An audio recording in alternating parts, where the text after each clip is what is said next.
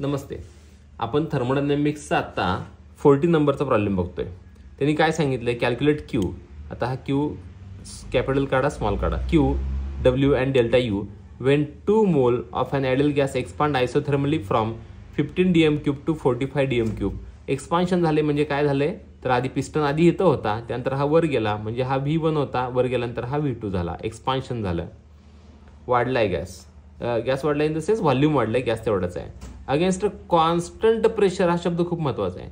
ज्यावेळी तुम्ही constant pressure हा शब्द ऐकताय ना, त्यावेळेला समजून जायचं की आपला डब्ल्यू आहे, तो डब्ल्यू कोणता आहे, तर नॉर्मल डब्ल्यू. म्हणजे कोणता डब्ल्यू आहे, तर इरिव्हर्सिबल वाला डब्ल्यू आहे. आणि 2 ॲटमॉस्फेरिक प्रेशर असं म्हटलंय ॲट 298 केल्विन. जे गिवन दिलंय त्या गिवनवरनं आपण फॉर्म्युला तयार करायचा नाही, तर काय विचारलंय काय दिलंय हे बघून फॉर्म्युला तयार करायचा असतो.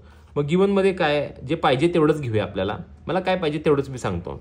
V1 आहे 15 dm³, V2 आहे 45 dm³. मग मला डेल्टा व्ही मी इथंच काढून घेतो, V2 मायनस V1. मग किती आहे V2, 45 dm³ मायनस 15 dm³ काय आला, 30 dm³. हा 30 dm³ काय आला, डेल्टा व्ही आला. परत आणि काय त्यांनी दिले, तर आपल्याला दिले नंबर ऑफ मोलची मला गरज नाही म्हणून ते घेत नाहीये मी. टेम्परेचर दिले त्याची पण मला गरज नाही, ते पण नाही घेणार. पण मला प्रेशर दिले बघा, कॉन्स्टंट एक्सटर्नल प्रेशर किती आहे, तर P इज इक्वल्स टू किती आहे, 2 ॲटमॉस्फिअर.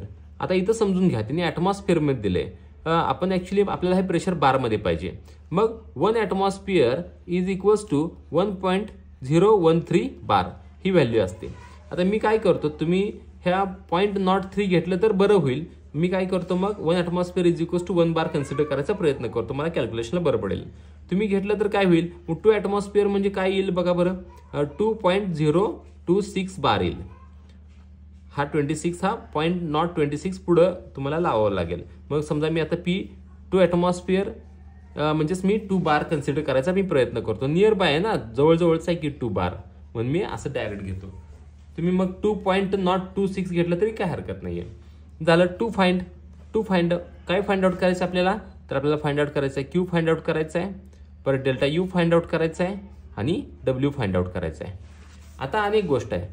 आयसोथर्मल ज्या वेळेला शब्द येतो का नाही, त्यावेळेला समजून जायचं आयसो आणि थर्मल. आयसोथर्मल हा शब्द प्रॉब्लेममध्ये दिसला की तुम्ही समजून जायचं आपला डेल्टा यू काय आहे, 0 आहे. कारण टेम्परेचर कॉन्स्टंट असेल तर इंटरनल एनर्जी पण सेम राहते, कॉन्स्टंट राहते, त्यामुळे ऑब्व्हियसली डेल्टा यू 0 असतो. मग आता आपल्याला फॉर्म्युला वापरायला लागेल.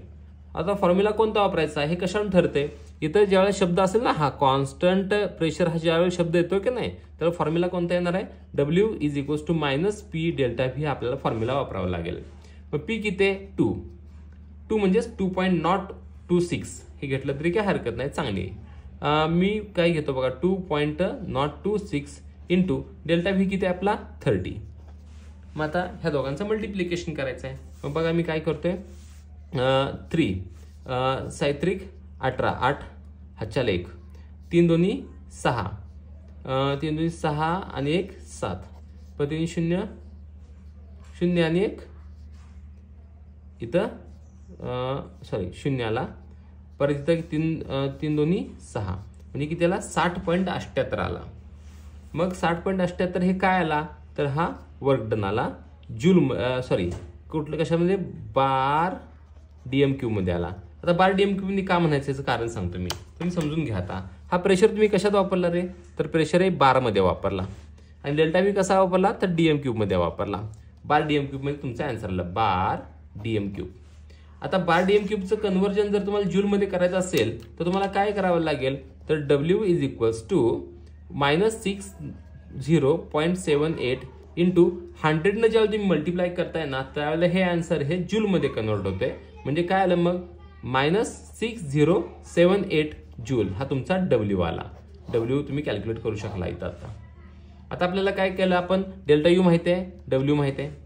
आता आपल्याला फायनली आपल्याला काय काढायचं आहे, आता क्यू फक्त काढायचा आहे. मग क्यू साठी फॉर्म्युला आपला आहे फर्स्ट लॉचा इक्वेशन काय आपला, Q is equals to delta U minus W.